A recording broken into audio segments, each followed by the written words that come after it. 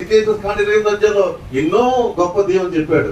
నీ ఇంట్లో ఎప్పుడు కూడా ఆహార పదార్థం నిండుగా ఉండాలి, నిండుగా ఉండాలి, ఆహార పదార్థం నిండుగా ఉండాలి, నీవు ఆరోగ్యంగా ఉండాలి, నువ్వు ఇంటా దీవించబడాలి, బయట దీవించబడాలి. దేవుడు కోరుకున్నదే నీకు ఇంటా దీవెన ఉండాలి, బయట దీవెన ఉండాలి. కాబట్టి ఇన్ని దీవెనలు మనం పొందుకోవాలంటే ఇంకా దేవుని విరుద్ధమైనవి మనలో ఉన్నాయేమో ఒకసారి మనం పరీక్షించుకున్నట్లయితే ఉంటే కనుక దాన్ని తొలగించుకోవడం అనేది మనకు ఆశీర్వాదకరం. దేవుడి స్తోత్రం.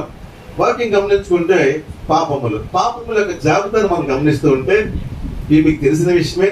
నిర్గమకాండంలో దేవుడు మోసే గ్రహించిన 10 ఆజ్ఞల గురించి మీకు చాలా వివరంగా ఉన్నాయి. ఇందులో చూద్దాము. నిర్గమకాండము 20వ అధ్యాయము.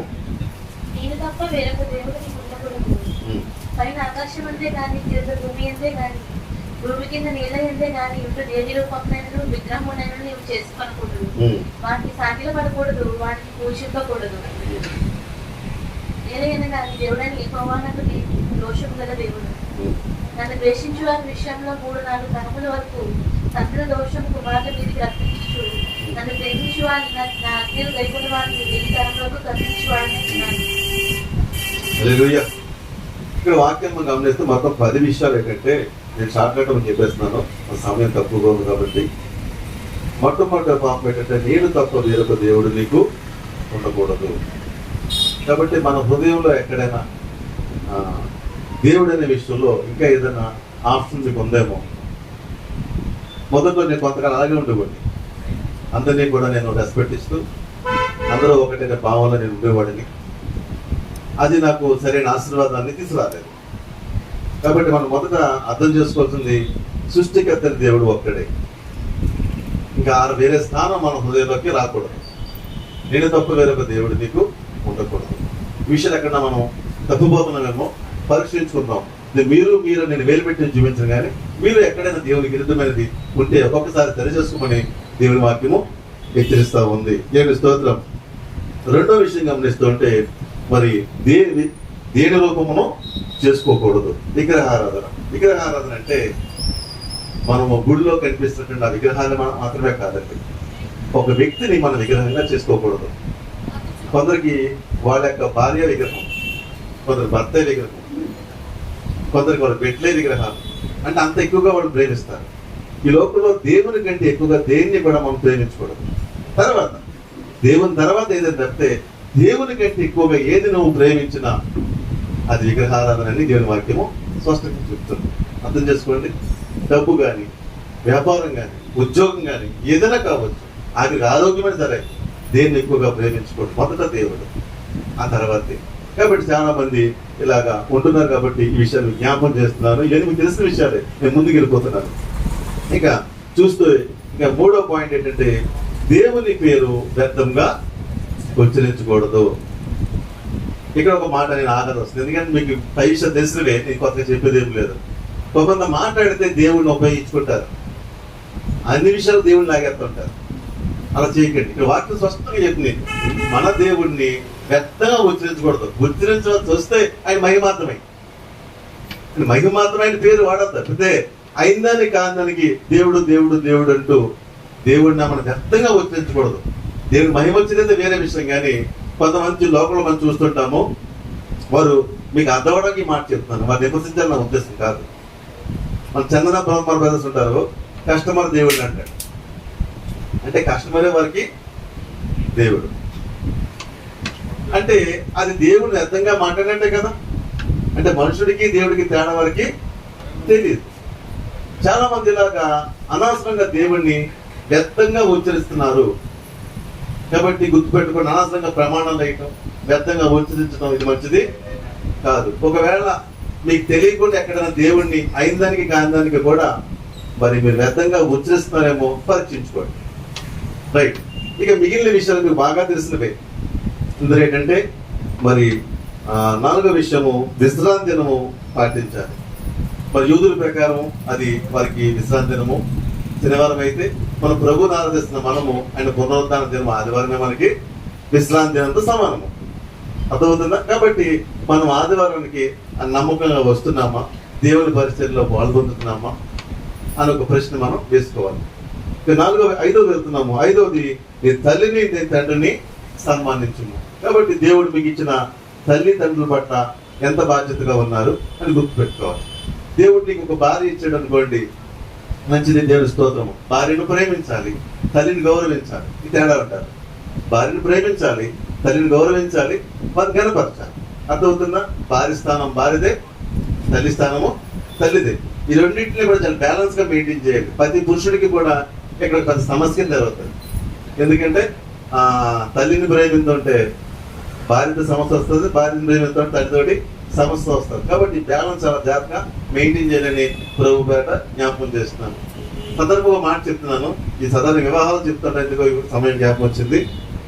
కాబట్టి నేను మా అమ్మగారి దగ్గర వెళ్ళినప్పుడు, ఇప్పుడు ఆయన లేరు, వెళ్ళినప్పుడు ఆవిడంటది ఎలా ఫోన్ చేస్తున్నా, ఎలా తిన్నా ఏంటని అంటే, కూర తింటా ఎలా వండుతుంది మీ అమ్మ అంటారు కోళ్ళు. అంటే నేనేమంటానంటే, అమ్మ నీకులాగే వండుతుంది అంటాను.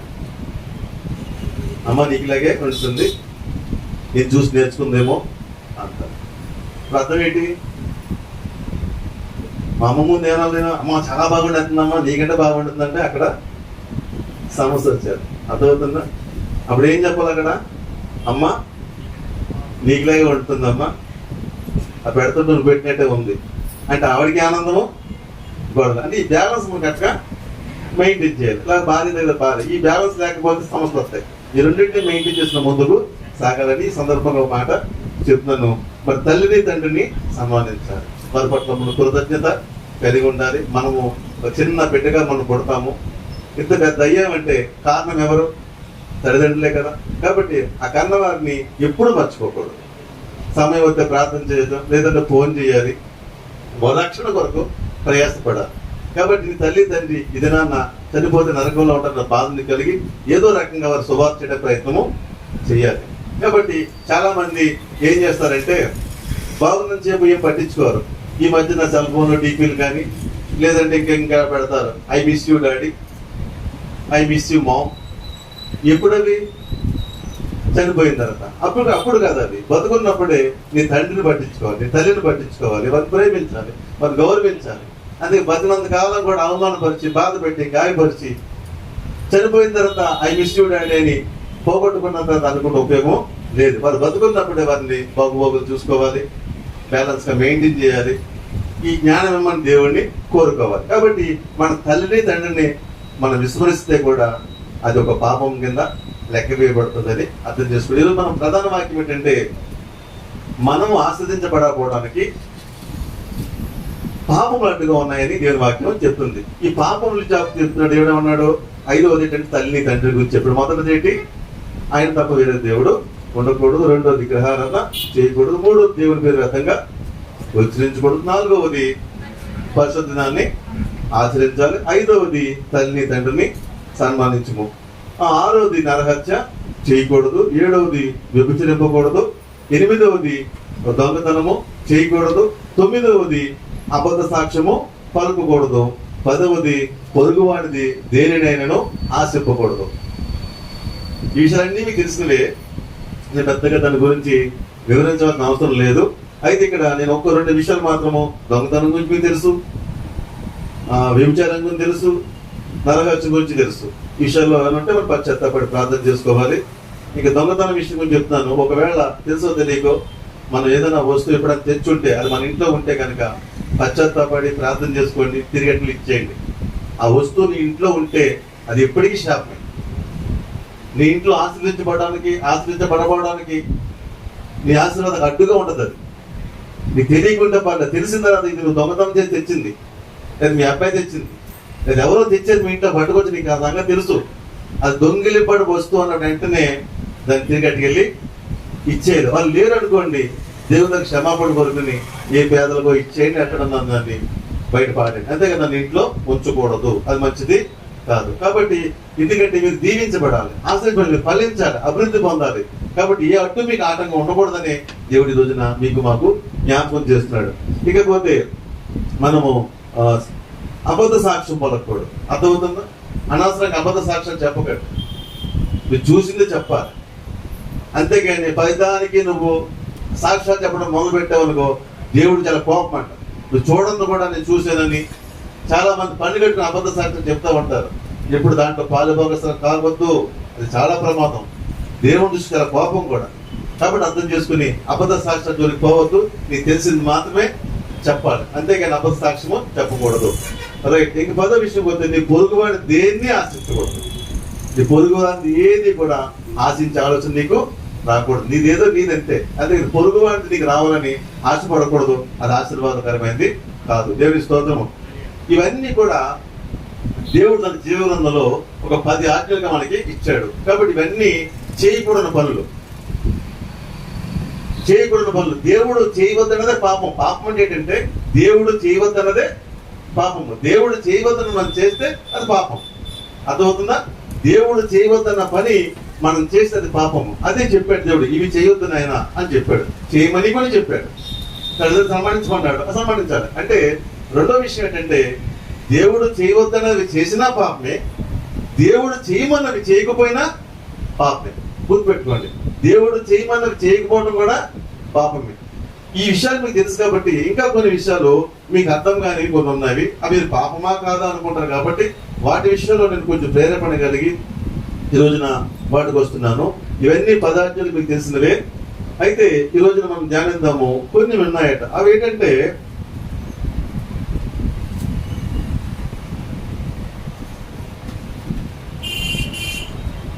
కొన్ని విషయాలు దేవుడికి విరుద్ధమైనవి పాపంలో ఉన్నాయి. అవి మనకి పాపంలా కనబడవు, కానీ దేవుని దృష్టిగా పాపాలే అని సంగతి మర్చిపోకూడదు. మరి చదువుకుందాము. ద్వితీయోపదేశకాండము 23వ అధ్యాయము 21-23 వచనాలు కానీ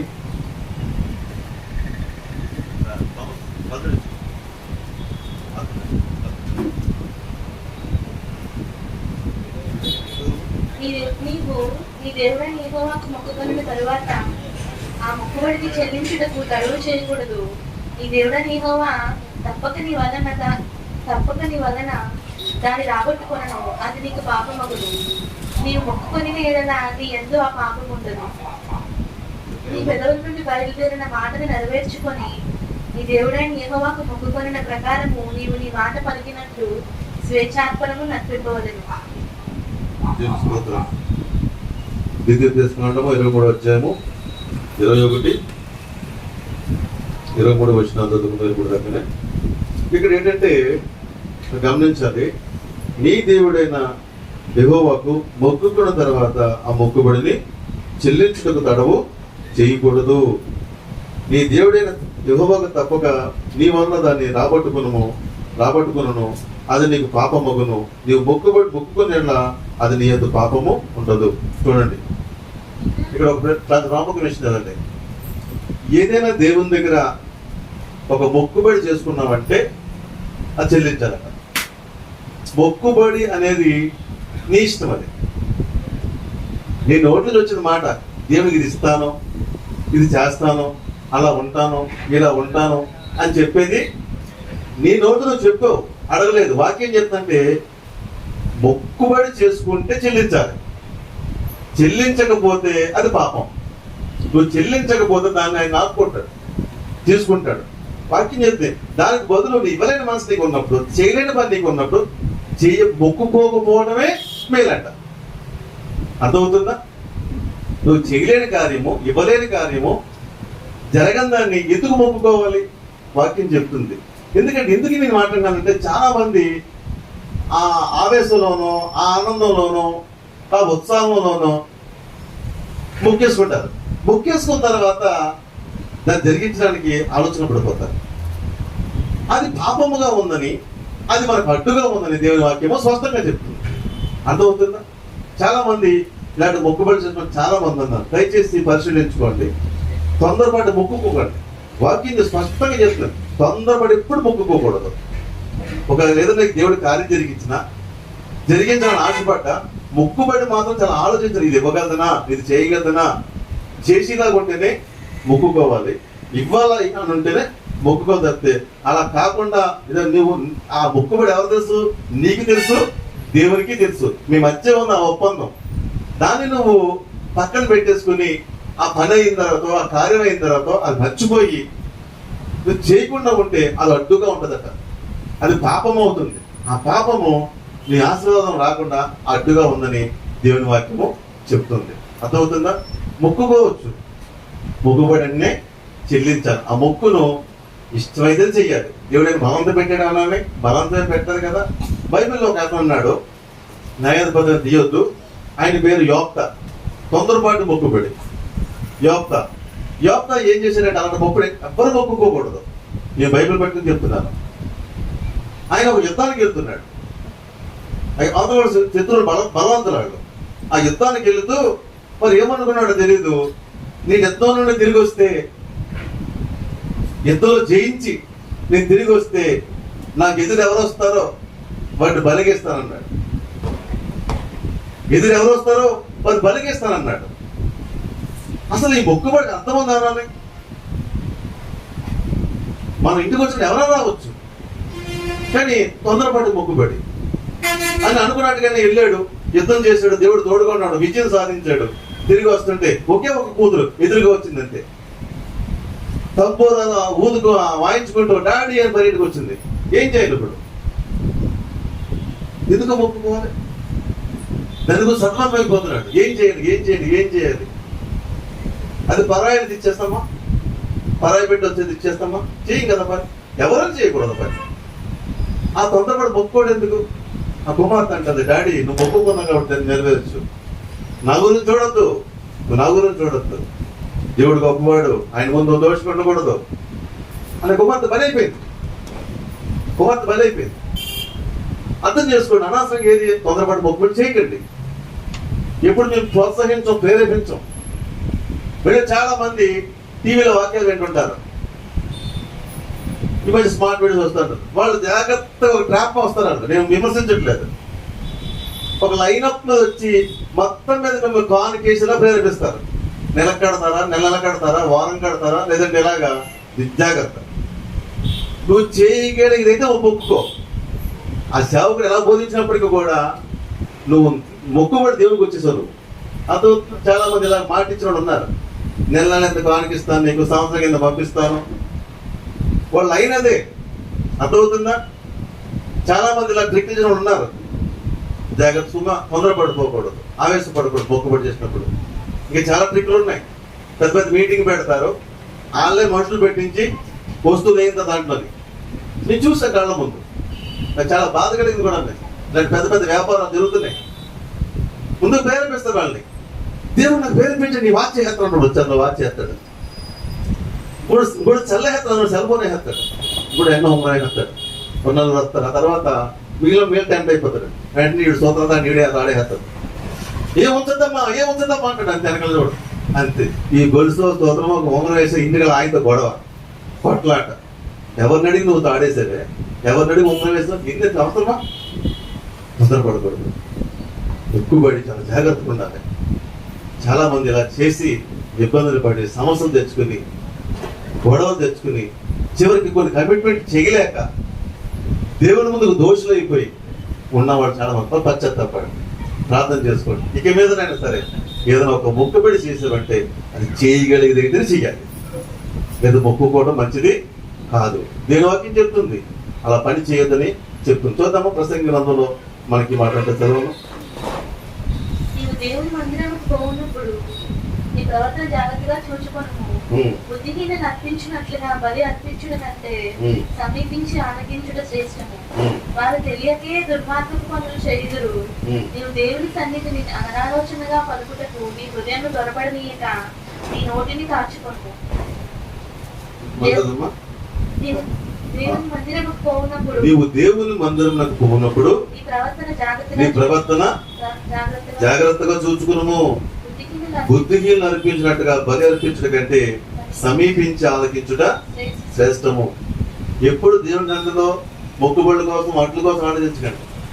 దేవుడు ఏం చెప్తున్నాడు వినండి. వాక్యం చెప్తుంది బుద్ధిహీనులు అర్పించినట్టుగా బలి అర్పించుట కంటే సమీపించి ఆలకించుట శ్రేష్టము. దేవుని వాక్యం శ్రద్ధగా వినండి. ఆయన ఏం మాట్లాడు వినండి, అది సరి చేసుకోండి. అది మీకు ఆశీర్వాదం. అంతేగాని సరిగ్గా వినకుండా ఏదో ఆవేశం కొద్ది మాట్లాడేసి దేవుడి ముందు దోషులు కాకండి. అర్థమవుతుందా? కాబట్టి వాక్యం చెప్తుంది, ఏం చెప్తుందంటే నీవు దేవుని సన్నిధి అనాలోచనగా పలుకుటకు నీ హృదయమును త్వరపడనీక. అర్థమైందా? మన హృదయం ఏమవ్వాలి? అనాలోచన త్వరపడిపోకూడదు. చాలా మంది కొంచెం పోగిడినా ఒప్పించినా ఏవో ఆవేశం కొద్ది ఇచ్చేస్తారు, తర్వాత ఆలోచిస్తా కూర్చుంటారు. అలా చేసిన ఉన్నారు. ఎవరంటే అననీయ, సప్ఫీరా. అపోస్తలుల కార్యాలు మనం గమనిస్తూ ఉంటే యేసు ప్రభు సువార్త చేసే సమయం అది. అంటే యేసు ప్రభు మరణించారు, సిలువలో తిరిగి జయించారు, అండ్ పునరుద్ధరణై లేచి ఆరోహణం అయిపోయారు. శిష్యులకు బాధ్యత చెప్పారు. అపోస్తలులు లేచారు. అపోస్తలులు అందరూ గొప్ప పరిచర్య చేశారు. వాళ్ళందరూ అనుకున్నారు, మనం అంతా ఒకే కుటుంబం, ఒకే ఇల్లు, ఒకే సహవాసం, ఇంక మనకి ఆస్తులు బాస్తులు ఏమొద్దు, ఈ యొక్క సహవాసంలో కలిసేవారు ఎవరైనా సరే మీ ఆస్తులు అమ్మేసుకుని మాతో వచ్చేయండి, మన కలిసి సువార్త చేద్దామని ఒక నిర్ణయం తీసుకున్నారు. అలా మమ్మల్ని జాయిన్ అయ్యారు. వాళ్ళు ఇష్టం అది. ఎవరు బలం పెట్టదు, ఏమి అక్కడ ఎవరిని ఒత్తిడి చేయలేదు. ఈరోజు డ్రామా ఏమీ లేదు, ఓపెన్గా పిలిచారు. అందులో ఎవరు మట్టుగా ఏం చేశారంటే వారు స్థిర జనాస్తులను అమ్మేసి అందరూ అపోస్తులకు ఇచ్చారన్నమాట. ఇది అంతా మీద వచ్చాడు, మనం అంతా కొట్టాం, అంతా కలిసే చేద్దాం అనుకున్నారు. ఓకే, బాగుంది. ఈ మూమెంట్ లోని ఇద్దరు బయలుదేరారు. ఎవరు? అననీయ, సప్ఫీరా. మేము ఇచ్చేస్తామంటే మా ఇల్లు అమ్మేస్తామండి, తెచ్చేసి కానికి ఇచ్చేస్తామని చెప్పేసి ఎవరు ముందు పలికారు? అపోస్తులైన పేతురు దగ్గర, ఈ గొప్ప ప్రవక్త ద్వారా వీళ్ళు పలికారు. పలికితే ఇల్లు అమ్మేశారు. ఇల్లు అమ్మిన తర్వాత మనసు రావట్లేదు, ఎంత ఇచ్చేయాలా? నువ్వు ముందు ఏమన్నా మా ఇల్లు అంతా అమ్మేసి ఇచ్చిన కానికి ఇచ్చేస్తావా? అప్పుడే అనొచ్చు కదా, సగం అమ్మి సగం ఇస్తామని. నేను ఎవడు అడిగాడు అసలు అని అడిగారా? దేవుడికి నీకు అవసరం అది ఏమన్నా? దేవుడికి మొక్కుబడి చేసుకున్నారు. ఇంటికి ఇల్లు అమ్మారు. ఏ వెంకరెడ్డి వచ్చిందో నేను మొత్తం మీద రేట్ ఎక్కువ వచ్చింది. వచ్చిన తర్వాత ఏం జరిగింది? ఏం చేద్దాం, ఎంత ఇచ్చేస్తే మన పరిస్థితి ఏంటి అనుకుని భర్త భార్య ఆలోచించుకుని ఒక పని చేద్దామంటే మన అమ్మింది 10 లక్షలు 5 అమ్మేది చెప్తాం, 5 మన ఇంట్లో పెట్టుకుందాము, 5 అట్టుకెళ్ళి దేవుని సేవకుడికి ఇచ్చేద్దాము అన్నారు. అంటే 5 పట్టుకెళ్ళి దేవుని సేవకుడికి ఇచ్చారు. నేను ఉదాహరణ చెప్తాను. నేను సగం ఇచ్చారు అట్టుకెళ్ళి. పట్టుకెళ్తే దేవుని సేవకుడు అన్నాడు, ఇంతకే అమ్మేరా అన్నాడు ఆయన. First point. అప్పుడు ఏం చెప్పాలి? సారీ అండి, ఇంతకు అమ్మలేదు, మేము ఎక్కువగా అమ్మాము, ఏదో కొంచెం ఉంచుకున్నామంటే కొంచెం ఒక రకంగా ఉండేమో, ఒక ఆప్షన్ ఉండేమో కదా, ఇంతకే అమ్మేమన్నాడు. ఇంతకే అమ్మేమన్నాడు, అబద్ధం అది. వెంటనే ఆ స్పాట్ లో చచ్చిపోయాడు. భర్త చచ్చిపోయాడు. భార్య వచ్చింది. భార్య అదే ప్రశ్న, ఇంతకే అమ్మారమ్మా అంటే అంతకే అమ్మారమ్మా. ఇంత జాయింట్ కదా.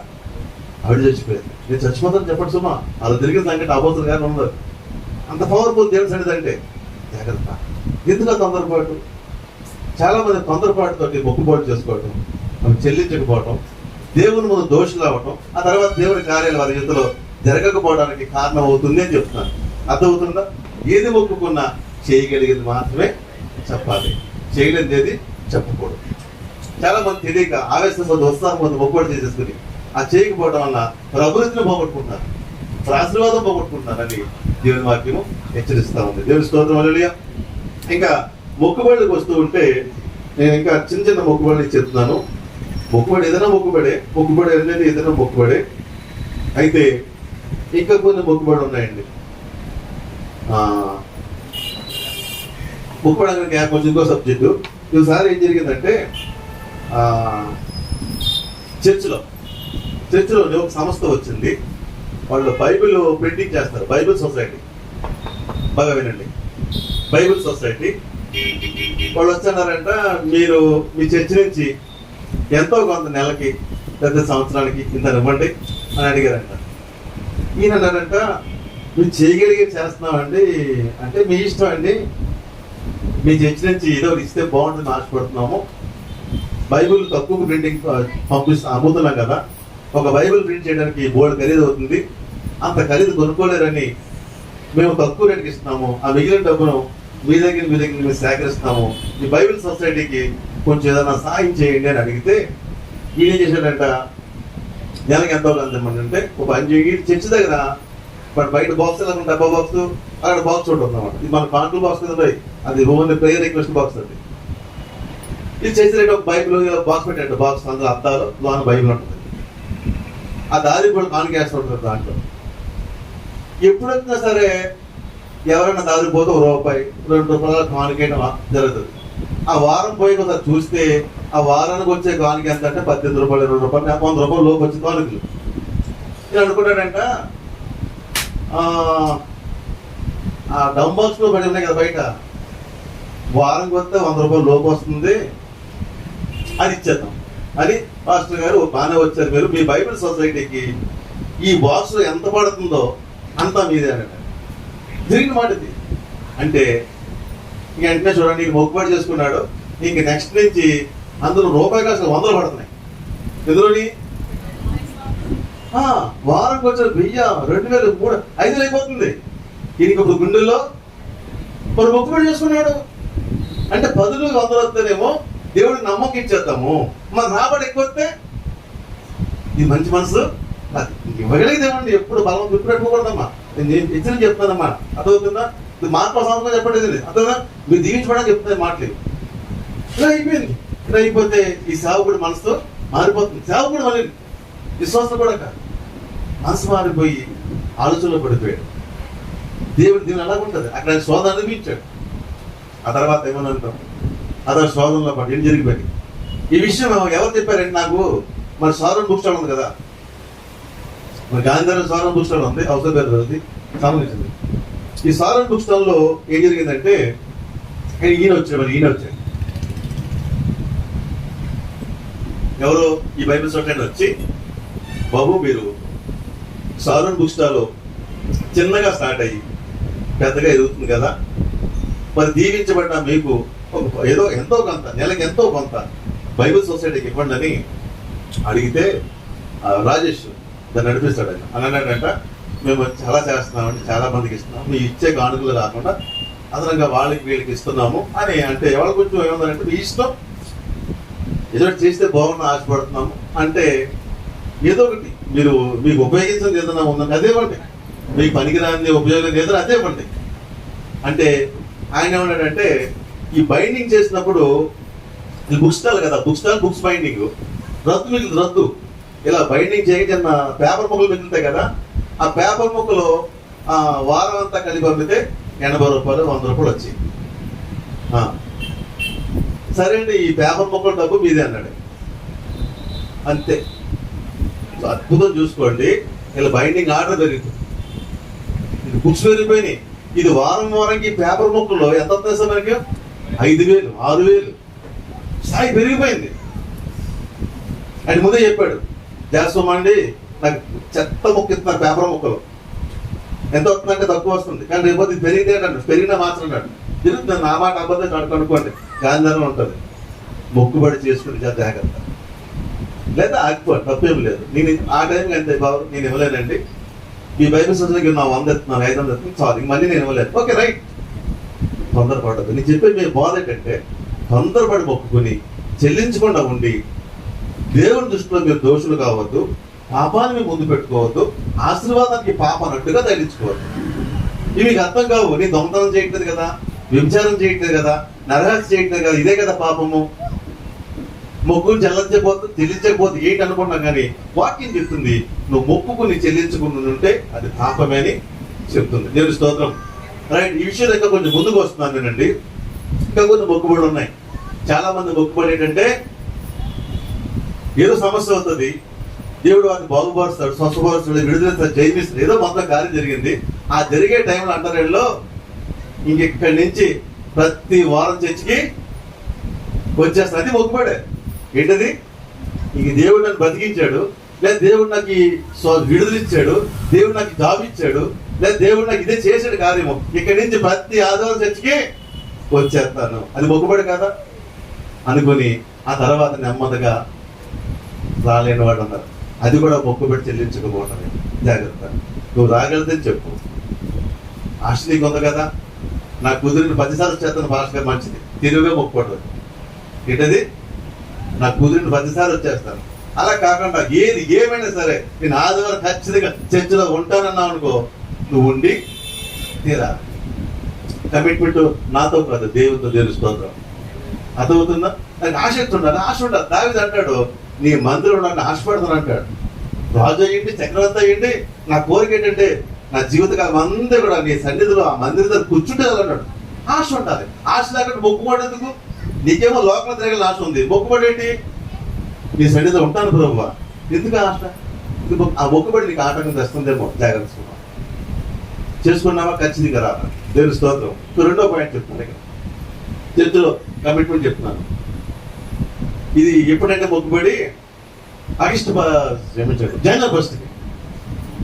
జనవరి 1 పడి ఏంటంటే పాస్టర్ గారు ఈ రోజు నుంచి నేను బైబిల్ రోజు చదివేస్తాను, బైబిల్ రోజు చదివేస్తాను. ఇంకా నేను సంవత్సరం బైబిల్ పూర్తి చేస్తాను. ఒక ఒక ఒక లెక్క ఉంది కదా, వారానికి రోజుకి 3 అధ్యాయులు, ఆదివారం 5, రోజుకి రోజుకి 3, ఆదివారం 5, రోజుకి 3, ఆదివారం 5 అధ్యాయులు, సంవత్సరానికి బైబిల్ పూర్తి అయిపోతుంది. మొక్కుకున్నా లేదా ఎలా మంది చేయట్లేదు, చేయొద్దు కూడా. మొక్కుకుని ఏం చేస్తావు? ఆది కాండం వరకు బాగానండి, నిర్గమాకాండము కదిలింది, అక్కడి నుంచి ఆ బండి ఆగిపోయింది. మళ్ళీ మొక్కుబడి సంవత్సరం మళ్ళీ జనవరి 1 గ్యాప్ వస్తుంది. క్షమించు ప్రభా, బైబిల్ పూర్తి చేయలేకపోయాను. ఎందుకు మొక్కుబడులు? జాగ్రత్త. ఇలాంటి మొక్కుబడులు ఏమన్నా నీ ఆశీర్వాదానికి ఆటంకం ఉన్నాయేమో అని జ్ఞాపకం చేస్తాను, ఆలోచన చేస్తున్నాను. చాలా మంది మొక్కుకుంటారు, అంటే ప్రభా నా బ్రతుకు మార్చేసుకుంటాను, ఇంకా మళ్ళా నేను ఈ మోసం చేయను, ఇంక మళ్ళా నేను ఈ పాపం పని చేయను, ఇదే మొదలు, ఇదే లాస్ట్. ఇలా సిగరెట్ ఇలా వచ్చి ఇలా రాసేసుకుని ఇదే లాస్ట్ ప్రభా. మళ్ళా ఒక టైం వస్తుంది, ఆ పెట్టి మీదకి తాగేస్తుంది. వద్దు, మానుకున్నామంటే మానుకోవడానికి. నేను బైబిల్లో నాకు అర్థం కాదు ఏంటంటే, నాకు అర్థం కాని విషయం ఉండిపోయింది. ఇప్పుడు కొంచెం అర్థమైంది. నాకు కుక్కలు అంటే కొంచెం ఇష్టం, చిన్నప్పటి నుంచి ఇష్టం. కానీ బైబిల్ ఏం చెప్తుంది? కుక్కలు దేవుని రాజ్యాన్ని స్వతంత్రించుకో. యథార్థంగా ఏ జంతువు వెళ్తావు, కుక్కనే మాట వాడాడు. ఇంకా కుక్కలు అమ్మిన దాన్ని కానుక పెట్టి వేయొద్దు అన్నాడు. కుక్కలు అమ్మిన దాన్ని కానీ కుక్కల నిమిత్తం కానీ అమ్మింది ఏది కూడా కానుక పెట్ట తేకూడదని పాత నిబంధనలో ఖచ్చితంగా ఉంది. కుక్కలు దేవుని రాజ్యాన్ని స్వతంత్రించుకోమని ఉంది. కుక్క గురించి చాలా వ్యతిరేకంగా ఉంది బైబిల్ చాలా చోట్ల. అయితే ఎందుకు దేవుడు కుక్క ఎలా మాట్లాడాడు? కుక్క పెంచుకోకూడదా? పెంచుకోకూడదు చెప్పలేదు దేవుడు, పెంచుకోవచ్చు. దేవుడు ఎందుకు ఒక్కొక్క విషయంలో మైనస్ చూపించాడు? నాకు చాలా అర్థం కాలేదు.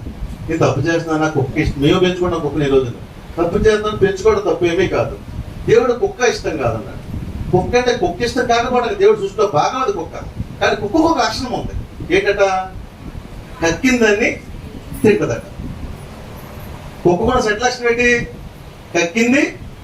కుక్క తన వాంతికి తిన్నట్టు, కడగబడిన బంది బురద తిన్నట్టు విడిచిపెట్టిన దాన్ని మళ్ళాను తీసుకుంటే అంతే సమానము. కుక్క తన ఆంతి తిరుగుతుందట, ఏది కొంత తింటదట. నువ్వు కక్కేసి ఒకప్పుడు ఈ మందు బాటలు ముట్టుకోనండి, ప్రమాణం చేస్తున్నాను నేను తాగనన్నావు. కానీ మళ్ళీ ఏం చేస్తావు? ఇంట్లో గొడవ రాగానే నువ్వు ప్రమాణం చేసిన మరుక్షణమే ఆ నెలలోనే నీ ఇంట్లో భార్య భర్త గొడవ వస్తుంది, పెద్ద గొడవ అయిపోతుంది. ఇంకా మామూలు గొడవ కాదు, బొరపించకపోతుంది. నాకు మనశ్శాంతి కావాలంటే దేవుడి సన్నిధి కాదు, బ్రాంతి షాప్ తిన్నగా అడిగి వెళ్ళిపోవటం. అది శోధన. ఆ శోధన జయించాలి. నువ్వు తాగుతావా మానుతావా దేవుడు పరీక్షించకపోవచ్చు, లేదా సాధన శోధించవచ్చు, అక్కడ నువ్వు జయించాలి.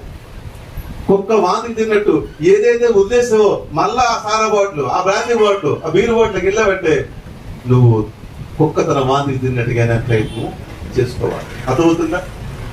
కడగబడిన బందే ఉందట, మళ్ళీ అదే బొందులోకి చాలా మంది విడిచిపెట్టేసిన దాన్ని మళ్ళా కొనసాగిస్తున్నారు. విడిచిపెట్టిన దాన్ని కొనసాగిస్తే దేవుడు అసహించిన కుక్క లక్షణం మీకు లెక్క. అర్థమవుతుందా? మిమ్మల్ని అంటలేదు, విడిచిపెట్టి మళ్ళీ దాన్ని హత్తుకున్నవాడిని.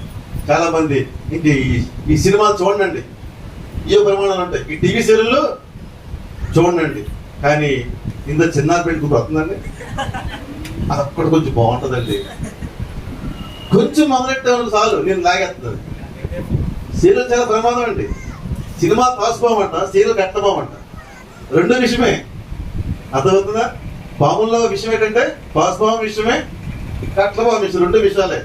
ఇది స్లోగా చెబుతుంది, ఆ స్పీడ్గా చెబుతుంది అంతే. అర్థమవుతుంది? చాలా మంది ప్రమాణాలు చేసుకుని ఈ సినిమా చూడండి అని చెప్పి సినిమా థియేటర్ చూడన్నాను కానీ సెల్లో చూడన్నానా?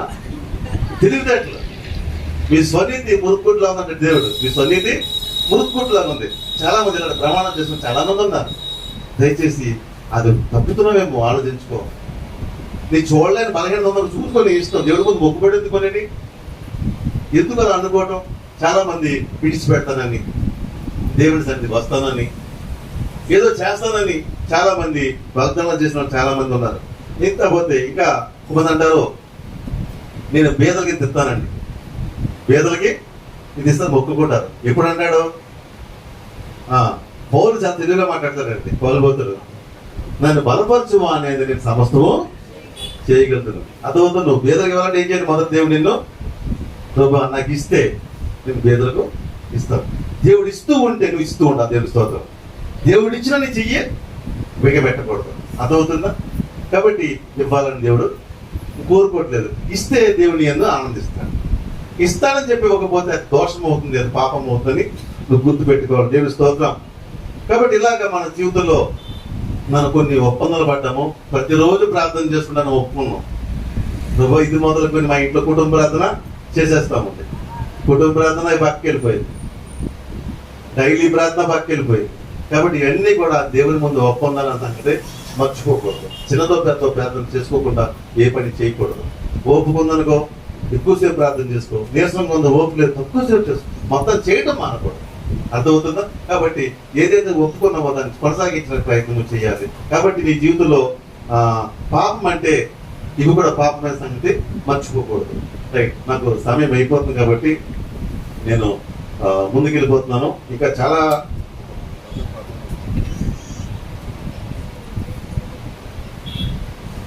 హల్లెలూయా. మనం ఇంకా గమనించుకుంటుంటే ఇక పాపం కాని పాపాలుగా మనకు కనబడుతున్నవి కూడా ఉంటాయి. సామెతల గ్రంథము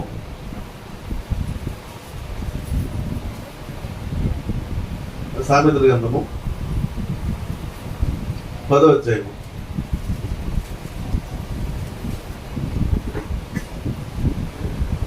19వ వచనము. విస్తారమైన మాటలలో దోషముండక మానడు, తన పదవులు మూసుకున్నవాడు బుద్ధిమంతుడు. నీతిమంతుడి నాలుక. విస్తారమైన మాటల్లో దోషముండక మానదు, తన పెదవులను మూసుకున్నవాడు బుద్ధిమంతుడు. ఇక్కడ ఇంకొక పాపం ఎంటర్ అవుతుంది మనకు తెలియకుండానే. ఎక్కువగా అలవాటు ఉందా? జాగ్రత్త. ఆ మాటలు తప్పు వస్తుంది, అర్థం చేసుకోండి. మినిమం అంతే. ఎక్కువగా మాట్లాడకూడదు ఎవరితో కూడా. ఎక్కువగా మాట్లాడడం మొదలు పెట్టామంటే ఏదో ఒక మాటలోంచి తప్పు వస్తుంది. లేని మాట మాట్లాడటము, ఎదనవాడుకు తక్కువ చేసి మాట్లాడటము, ఏదో ఒకటి జరిగిపోతుంది ఖచ్చితంగా. అర్థం చేసుకోండి. ముఖ్యంగా స్త్రీలు మాటలు అతుక్కుపోతారు అంతే. ఇంక ఈ మాట్లాడటంలో ఆ ఇంటి అమ్మ కోసం, ఈ ఇంటి అమ్మ కోసం, ఎదురింటి అమ్మ కోసం, ఈ అవసరమా మనకి? లేని పాపాన్ని మూట కొట్టుకోవడం మనకి ఎందుకు అసలు? విస్తారమైన మాటలు వద్దు. జాగ్రత్త. విస్తారమైన మాటలు ఎక్కడ మాట్లాడకండి.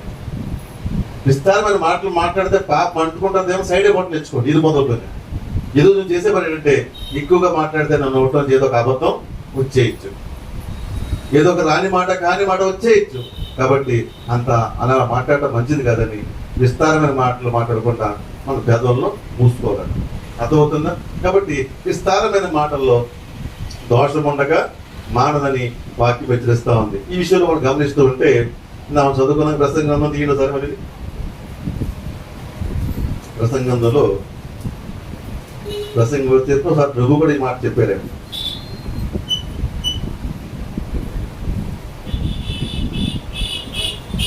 ఏం చెప్తుంది? దేవుడు నీవు దేవుడి సన్నిధిని అనాథంగా పలుటకు నీ నోటిని కాచుకును. దేవుడు ఆకాశం ఉన్నాడు, నీవు భూమి మీద ఉన్నావు. కావున నీ మాటలు విస్తారంగా ఉండవలండి. దేవుడు ఆకాశం ఉన్నాడు, నీవు భూమి మీద ఉన్నావు. కావున నీ మాటలు విస్తారముగా ఉండవాలి. అలాగ ఏముంది? కొద్దిగా మాట్లాడుతున్నాం మనం. కొద్దిగానే మాట్లాడుతున్నావా? జాగ్రత్త. ఎక్కడ మాట్లాడుతున్నావో బీ కేర్ఫుల్. ఆ మాటల్లో వచ్చిన లోపమే నీ కుటుంబం దీని లేకుండా పోతుంది. లేని మాట, అవసరం లేని మాటలు, వ్యర్థమైన మాటలు. ఆ మాటలు ఒక్క రూపాయి ఆదాయం ఉంటే ఆ మానవం చెప్పట్లేదు. ఉపయోగం లేని మాటలు అవి, వ్యర్థమైన మాటలు, పనికిరాని మాటలు. అలా మాట్లాడి ఏం మూట కట్టుకుంటాం అంటే పాపాన్ని మూట కట్టుకుంటాం. ఈ పాపము నీ ఆశీర్వాదం రాకుండా అడ్డుగా ఉంటుంది. దయచేసి ఎప్పుడు అలా చేయకండి. ఒక తీర్మానం చేసుకోండి. పెద్ద గొప్ప విశేషం ఏం కాదు ఇది. నేను మొక్కుబడి చేయమంటుంది కానీ ఒక ఆలోచనలోకి రండి. నిజంగా నేను మాట్లాడుతున్నానా, మాట్లాడితే ఈరోజు నేను సరి చేసుకోవాలి. ఎప్పుడైతే మనం ఎక్కువ మాట్లాడి మన పరువు విలువ పోతామో, ఎప్పుడైతే ఎక్కువగా మాట్లాడి మొదలు పెట్టామో ఇంకా అమ్మయ్యమ్మ వచ్చి మాట్లాడటం, అక్కడి నుంచి మన పరిస్థితులు మారిపోతే మనం లోపు కూడా అయిపోతాం.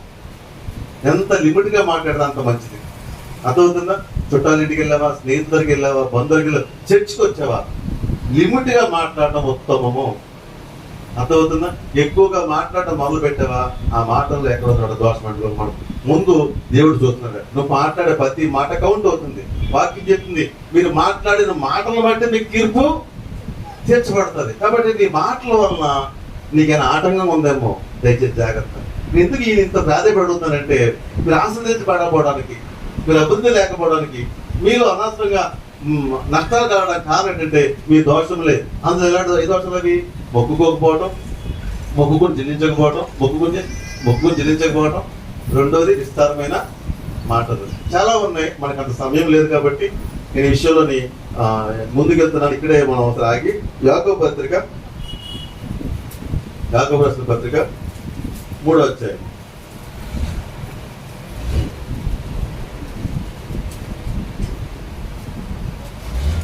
ఇక్కడ భక్తుడైన యాకోబు గారు ఈ మాటల గురించి చాలా స్పష్టంగా చెప్పాడు. ఆయన 3వ అధ్యాయంలో మనం చూసుకుంటే కనుక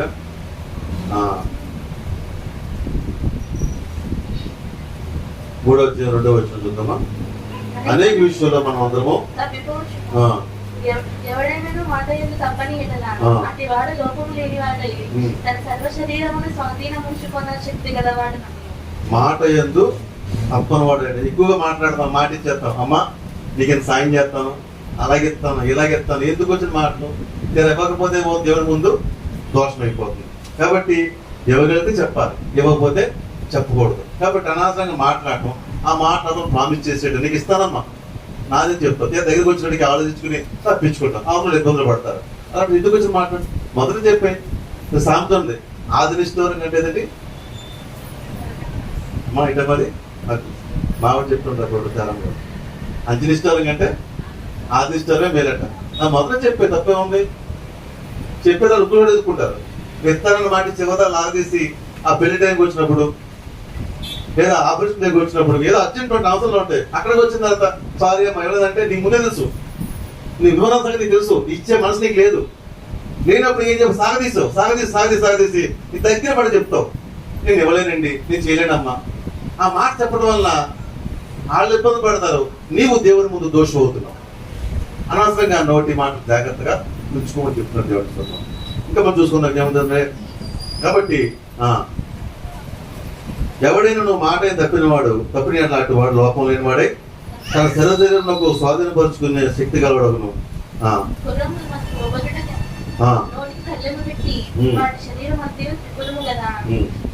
కూడా చూడుడి, అవి ఎంతో గొప్పవి, పెనుగాలికి కొట్టుకుని పోబడినను వాడ నడుపువాని ఉద్దేశము చొప్పున మిక్కిలి చిన్నలకు చుక్కాని చేత తిప్పబడును. మాట్లాడదండి, కళ్ళు లేని గుర్రమను చొక్కాలు లేని నావని ఏమవుతాయండి? ఇది తెలుసు కదా, కళ్ళు లేని గుర్రం చొక్కాలు లేని నావ క్షేమంగా వెళ్తాయా? వెళ్ళవు. కాబట్టి మన నోటు కళ్ళు లేకపోతే మనం క్షేమంగా వెళ్ళలేము. అర్థమవుతుందా? చుక్కాని ఎలా ఉండాలో ఓడకి, మన నోటు కూడా ఏముందట, కళ్ళు ఉండాలి. ఎందుకంటే మాటల ముందు జాగ్రత్త, ఇది చేయగలనా చేయలేనా, ఇవ్వగలనా ఇస్తానా, అన్ని విషయాలు జాగ్రత్తగా మాట్లాడమని దేవుడు చెప్తున్నాడు. దేవుని స్తోత్రము. కాబట్టి ఇంకా మనం ముందుకు వెళ్ళిపోదాం. ఇక్కడే అలాగనే నాలుగు కూడా చిన్న అవయవములను బహుగా అదిరిపడును, ఎంత కొంచెం నిప్పు ఎంత విస్తారమైన అడవిని తగులబెట్టును. నాలుగు అగ్నియే, నాలుగు మన అవయవములలో ఉంచబడిన పాప ప్రపంచమై సర్వ శరీరమునకు మాలిన్యము కలుగజేయచ్చు ప్రకృతి చక్రములకు చిచ్చుపెట్టను, అది నరకము చేత చిచ్చుపెట్టబడును. చాలా చాలా చాలా ఇక్కడ ఈ అధ్యాయం అంతా తర్వాత ధ్యానించుకోండి.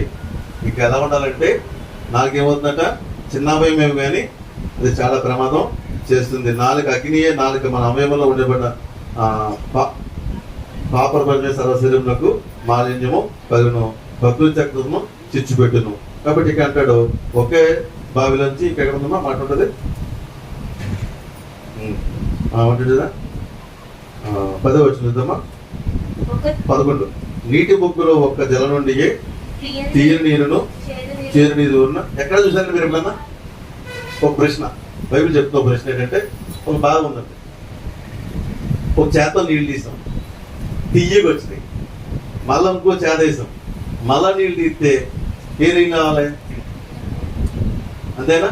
కానీ ఇంకొక బావి ఉందంట, ఈ బావిలోంచి ఒక చేత తీస్తే తీగ వస్తాయట, ఇంకో చేత తీస్తే చేదుగా వస్తాయట. అదే బావిది నోరు అనే బావి.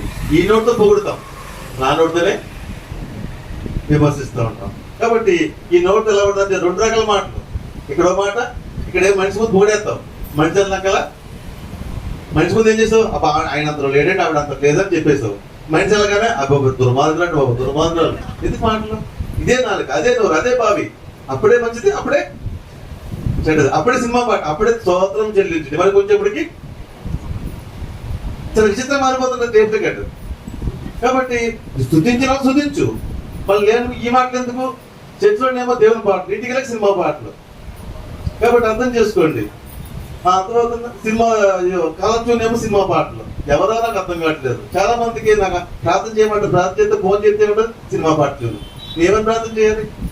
ఆ పాట వింటే ఆ చూడేటప్పటికే సరే మా కృప పెట్టి తెచ్చదు నీకు అంటే అడిగి నా అమ్మ రెండు మార్పించారు. అంటే మళ్ళీ అప్పటి నుంచి దేవుని పాటలే. ఒక మాట చెప్పాడు, గద్దెంపు లోపడాలి, మార్చుకోవాలి. దేవుని స్తోత్రం అవునా కదా గొప్ప అంటే సరి చేసుకుంది, సరి చేసుకోవాలి. అందులో తప్పులు చేస్తా ఉంటే సరి చేసుకోవాలి. మీ డీపీలు, మీ యొక్క కాలక్షేమంలో అంతా క్లియర్ గా ఉండాలి, పరిశుద్ధంగా ఉండాలి. దేవుడు కోరుకుంటున్నాడు. దేవుని స్తోత్రం. ఈ లాస్ట్ మాట ముందుకు వెళ్ళిపోతున్నాను, ఇది కూడా పాపమే. చివరి మాట ఇది, సమయం అయిపోయింది. ద్వితీయోపదేశ కాండం 2:14-15 వచ్చినారు. ద్వితీయోపదేశ కాండము 24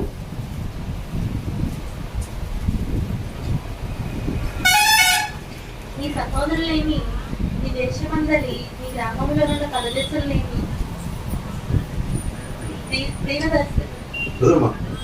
అదే నీ సహోదరులోనేమి, నీ దేశమందలి, నీ గ్రామంలో ఉన్న పరదేశులనేమి దీనదరిద్రులై కూలి వారిని బాధింపకూడదు. ఏనాటి కూలి ఆనాటికి ఇయ్యవలను. సూర్యుడు అస్తమింపక మునుపు వారికి ఇవ్వలను. వాడు భేదవాడు కనుక దాని మీద ఆశ పెట్టుకున్న ఇండును. వాడు నిన్ను బట్టి యెహోవాకు మొరపెట్టినేమో అది నీకు పాపమగును. వాకేం చెప్తుంది? ఎదురు కూలి పనికి వచ్చాడు, నిజంలో డబ్బులు ఉన్నాయి, నువ్వు సాయంత్రం కూలితంగా పనిచేసాడు, ఈ చేత జోబులు డబ్బులు ఇవ్వకుండా రేపు ఇస్తానులే తిప్పుతారు చాలా మంది. అది తిప్పుకంటే తిప్పితే పాపం. అది అర్థమవుతుందా? ఎప్పుడు కూలి అప్పటికి ఇచ్చేయలేదు. ఈ తాపిపల్లు ఉంటాయి, కొంతమంది వారం ఒకసారి తీసుకుంటారు, వారానికి ఇచ్చేయాల. ఖర్చు అయిపోతే ఏమో ఈ వారం మళ్ళీ కట్టుకోవడానికి తేలకు పెట్టుకుంటాడు, ఆ వారానికి ఇచ్చేయాలి. నెల జీతం అయింది, నెలకి ఖచ్చితంగా ఇచ్చేయాలి. వాళ్ళు కూలి వీళ్ళు పేదలు, ఆ జీతంతోనే బతుకుతారు వాళ్ళు. కాబట్టి అలా ఇవ్వకపోతే పాపం అంట. ఇదేం చేస్తారంటే కూలి అవుతున్నాం, ఆ రాత్రి నువ్వు ఇవ్వలేదు, ఇంట్లో పస్తులు, ఆ రాత్రి ఆకలితో ఉండి దేవుడు మొరపెడతాడు. మొరపెట్టగానే ఏమవుతుంది? నీకు పాపం అవుతుంది. నీకు జోబులో డబ్బులుండి ఇవ్వగలిగే సామర్థ్యం ఉండి ఇవ్వకపోవటం కూడా పాపమే. ఇలాంటి పాపాలను తగిలించుకోవద్దు. అర్థమైందా? పని అయిపోయింది, మా ఇంటి నైవేద్యం పని చేస్తుంటది, డేట్ అవగానే తక్కువ ఇచ్చేస్తాం ఉన్నా లేకపోవడం. ఎందుకంటే వాళ్ళు పేదలు, వాళ్ళు ఇల్లు పని చేసుకుంటున్నారు, వాళ్ళు ఇల్లు గడపాలి. ఖచ్చితంగా మనం ఏర్పాటు చేసుకోవాలి. కాబట్టి మనం ఏదైనా పని చేసుకున్న కూలి పెట్టుకున్నాం అంటే ఆ కూలి ఖచ్చితంగా ఇచ్చేయాలి, నెల చేతి ఖచ్చితంగా ఇచ్చేయాలి. అలా ఇవ్వకపోతే పాపము. అదవుతా ఉండి కూడా లేవని అబద్ధం ఆడటం, చిన్న చిన్న అబద్ధాలు మీ జీవితంలో కొన్ని నష్టాలు జరుగుతున్నాయని దేవుని వాక్యం హెచ్చరిస్తాం. ఈరోజు 3 పాపాలు చెప్పుకున్నాం. ఒకటి ఏంటి? మామూలుగా పాపం కానీ పాపాలు, మొక్కుబడి చేసుకుని చెల్లించకపోవటం ఒక పాపం. రెండోది విస్తారమైన మాటల్లో ఒక పాపం. మూడవది కూలి వారికి కూలి ఇవ్వకపోవడం ఒక పాపం. వెంటనే ఇవ్వాలన్నమాట. కాబట్టి ఇలా మనం చాలా ఉన్నాయి బైబిల్లో. నేను చెప్తే నా ఉద్దేశం ఏంటంటే, కేవలం మనకి 10 ఆజ్ఞలు మాత్రం అనుకుంటాం. ఈ 10 ఆజ్ఞలు కాకుండా చాలా పాపాలు మనకి అనుకోకుండా ఉన్నాయి. వాటిని మనకి తగులుతున్నాయి, అది మన ఆశీర్వాదానికి అడ్డుగా ఉన్నాయని నేను వాక్యము చెప్తా ఉంది. వాక్యం చెప్తుంది రక్షింపనేరకు ఉన్నట్లు యెహోవా హస్తము కూర్చగాలేదు, విననేరకు ఉన్నట్లు ఆయన చెవులు మందము కాలేదు. కాబట్టి మీ దోషములు ఆయనకి మీకు అడ్డుగా వస్తున్నాయి, మీ పాపములే అవి ఆడకుండా చేస్తున్నాయి. కాబట్టి మన ప్రార్థనలో దేవుని వద్దకు వెళ్లకుండా కొన్ని అపరాధాలు మనలో ఉన్నాయి, అవి సరి చేసుకుందాము. ఆ దోషములు మనలో లేకుండా చూసుకుందాము. మన ఆశీర్వాదానికి వారసులు అవుతాము. ఒక ఘనమైన స్థానంలో నిలిచి ఉందాము. నేను దీవించబడాలని దేవుడు ఈరోజు జ్ఞాపకం చేస్తాడు. ఒకవేళ ఏ విషయాల్లో నువ్వు దేవుని వద్ద మొక్కుకుని దేవుని వద్ద ఇస్తాను మాటిచ్చి లేదంటే కొన్ని ఏదో చేసుకున్నామో వాటి సరి చేసుకుందాము. ఈ రోజున పశ్చాత్తాపడు. ఒక చేయలేదు అనుకో, ఈ రోజు నుంచి ప్రభు నాకు క్షమించిన ఆయన అదొక అజ్ఞానంతో చెప్పాను, అంతకాలం అన్నాను, నేను ఇప్పుడు అన్నాను ప్రభుకి ఇది లాస్ట్ ప్రభు, నేను సెటిల్మెంట్ చేసుకో దేవుని దగ్గర. ఇంక అక్కడి నుంచి నువ్వు ఎలా అంటే నోరు చాలా జాగ్రత్తగా పెట్టుకోవాలి. ఎందుకంటే అది ఆశీర్వాదానికి అడ్డుకొందిన వాక్యం హెచ్చరిస్తా ఉంది. దేవుడి మాటను దీవించిన గాక. ఆమె ప్రార్థన చేసుకోండి.